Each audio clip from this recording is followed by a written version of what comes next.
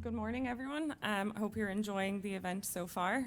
As mentioned, I'm going to spend a little time going through some of the data management challenges. The panel started to steal my thunder. I was hoping that no comments would directly contradict what I'm about to present, but I think we're good. So we'll step through some of the data management challenges, particularly in the ESG regulatory landscape as it pertains to the relationship with your clients. So not perhaps the products or services that you're offering, more so the relationship and how to ensure that the clients that you're doing business with are adhering to ESG standards as they begin to emerge. So as we begin and as we go through, maybe firstly just a little stat to get us started. We recently polled a number of financial institutions and asked some questions around their readiness and their preparation for ESG obligations.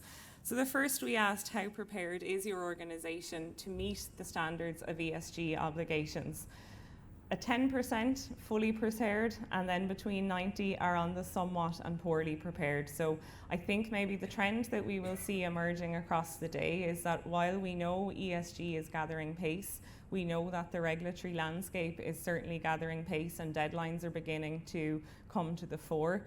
The preparation within financial institutions is potentially lagging behind a little, not so much in terms of the actual preparation. Everyone knows that there is work to be done. It maybe is the execution of that work and the changes into operating models, into procedures, and into the technology that would support it.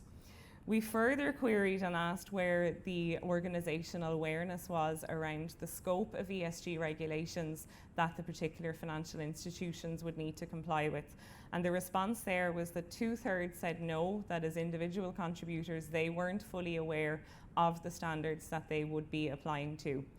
What we're also seeing in the area of ESG as we work with clients globally, we're seeing that readiness and preparation is varying geographically.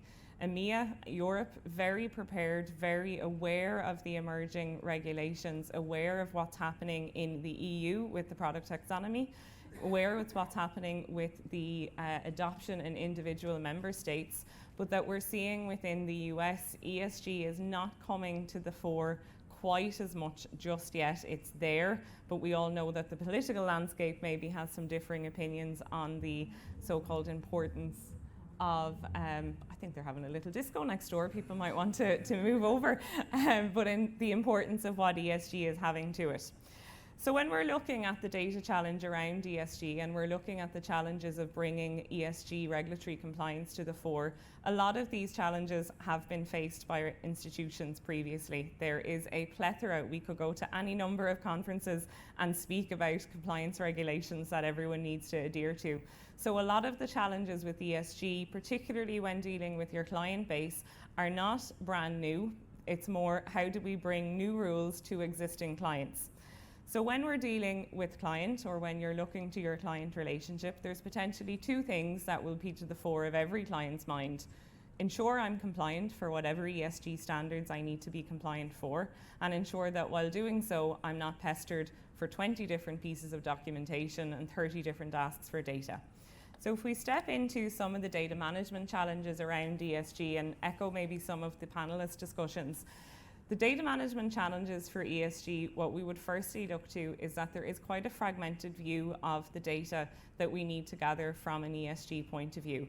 So again, looking at individual institutions, data silos still persist across organizations, looking that for ESG, we might have pockets of data in one application, another pocket of data has already maybe been gathered from the entity for KYC purposes, but that can't be accessed by the right people in order for them to bring the data into the ESG standards. The fact that a lot of organizations and organizations that we would work with, they don't have a single view of their customer in one application. So in order to access the data that they want to use for ESG purposes, you're going to multiple different systems. There's a lot of swivel chair activities where you may be typing information from one to the other. So having one single cohesive view of the entity's profile and all of the data that you have on it Yes, of course, it's permissioned. Yes, of course, access is tightly controlled on this data. But having a single view of your customers' data will bring down a lot of the ESG burden, because you'll know from a remediation point of view what might be missing, but you'll also know what data is available to be reused. Of course, if we have a fragmented view of data, reporting becomes a very, very big challenge, because you're sending multiple pieces of data into the one reporting tool. So again, bringing forward that view of the customer where you've all the information and you're maybe taking cuts of it to adhere to the different reporting complexities. Of course, when we look at ESG, whether it's data management or whether it's the adoption of the regulations, there is an element of operational inefficiency that could creep in. I do say could, of course, because we are still adopting a number of the ESG regulations.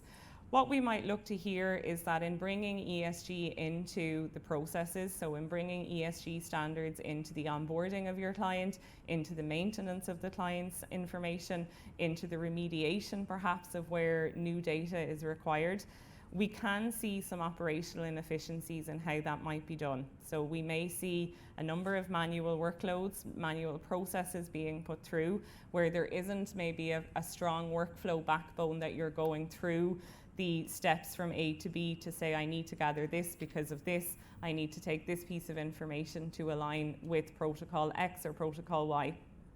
Again, what I had mentioned, the swivel chair activities in terms of capturing information for the client for a KYC purpose perhaps, or for a MiFID purpose depending on the transaction, and then for ESG, if that's being done in multiple different systems, not only is potentially the client experience at risk of being quite poor because multiple people are doing multiple outreaches, the employee experience, the experience of your staff when they're doing the onboard gets quite difficult because they're putting it into multiple different systems. The other piece, of course, I think with any piece of regulation as it comes down the track is the IT change management process, particularly in the area of ESG, and when the regulations are emerging and they're changing at pace. The pace of IT change to keep up with this is quite burdensome. It's also very costly to maintain. So bringing it to say, well, how many systems do I need to adapt in order to house my ESG data in order to ensure that I'm remaining compliant? Then we look to the regulatory burden around ESG. So the regulatory burden of ESG is all encompassing. It's not just a data management challenge. But one piece in the area of data is, firstly, the regulations we all know are still emerging. As I mentioned, EU is definitely coming to the fore in terms of its pace of adoption, but they are emerging. The standards will change. We know that there will be revisions. We know that there will be differences in the adoption from different EU member states. When we look to the assessment of those regulations and applying a data lens to it, it is reviewing the legislations in the round and looking at the regulations to see where is the commonality of the ask I need to get from my client and where is the difference to it. What we have seen in particular in the area of regulatory change programs is where we work with our clients together in a community-based approach, so that again, there isn't a competitive nature to ESG. Everyone just needs to be ESG compliant. So looking at those regulations in the round, looking at them as a group or a community of people to say, how should we solve for these going forward? Again, I think we'll touch on it throughout the day, but also looking to the ESG regulations, actually identifying what it is that needs to be collected is one of the bigger problems. So what is the actual ask from the many, many pages of text of many, many different standards? What is the data that we need to collect, and what is the data that we then in turn need to classify? And the third question, where do we source that? So I think the kind of agreement would be that in terms of ESG data, there is a number of data management challenges, but these data management challenges are not necessarily net new. They are net new in terms of how they would be applied to the ESG standards. If we look into potentially a model for how some of the ESG data management could be run going forward, and looking to where data can be sourced and how that data can be applied.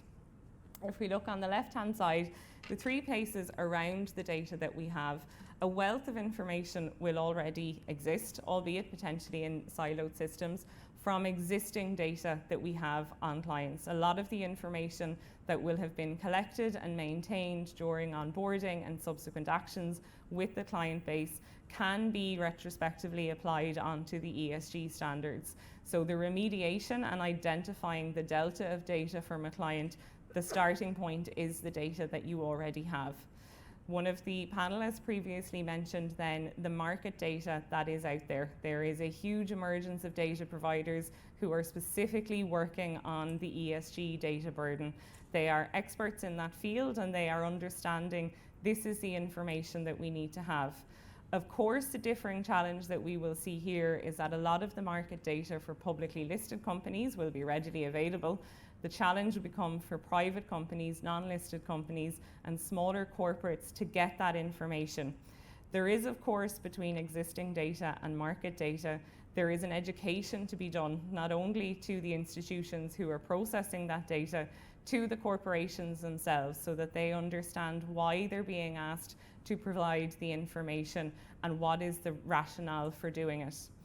The third piece, when we look to it again, obviously I think when we deal with our clients and try to manage the relationship, we would try to exhaust all sources before actually doing outreach to the client themselves. But when we do need to do outreach, it's are we doing outreach in the most efficient way? Are we asking them via email to give the information? Are we asking them via secure portals to provide the information?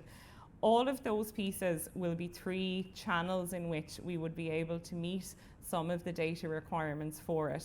So if we went through and said, where do we go as a 1, 2, 3? 1, we'll look to our existing data. 2, we'll start to look to the market data sources, which will grow and expand as ESG data requirements grow and expand. And then third, having exhausted all other options, we would take a look to the outreach to the client. But that outreach to the client does need to have that strong level of education, of rationale as to why it is that we're asking for that information.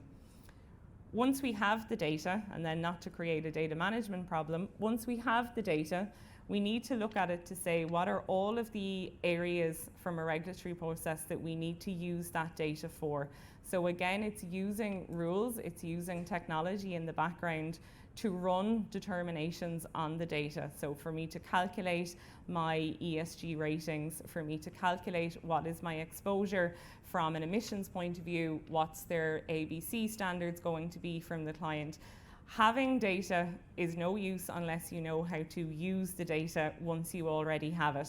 We could also say bad data leads to bad data decisions. So there's a number of thresholds that we would need to provide there.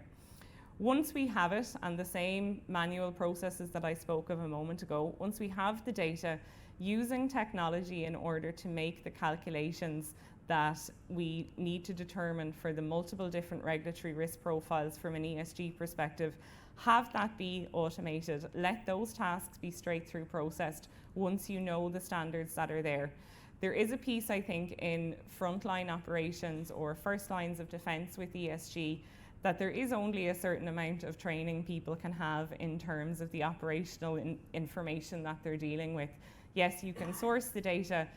What do I now do with it? Where that can be automated and where systems can be used to support those people who are working with clients to say, system says we're good, let's move on, rather than training people at length as to how to use it, makes a lot more sense. And when we have it then, looking to calculate on the ESG ratings, ensuring that reporting requirements are met both internally within the organisation and externally from a regulatory process, and then looking into the transition planning of saying, we know that these regulations are in their infancy. We know that there is a huge amount of change to come from them. So there is a lot of transition planning and future planning around this that says ESG is going to be something we will all be working on for years and years to come. We are only at the start of it. It's ensuring that we plan and ensure that the operation models that are put in place can move forward in a way that are scalable, that has an element of flexibility to meet the adoption of the clients. And then if we say, okay, well, we already know that we've met standard, we've met CFTC, another regulation comes through, how do we use what we have to bring that forward with the clients?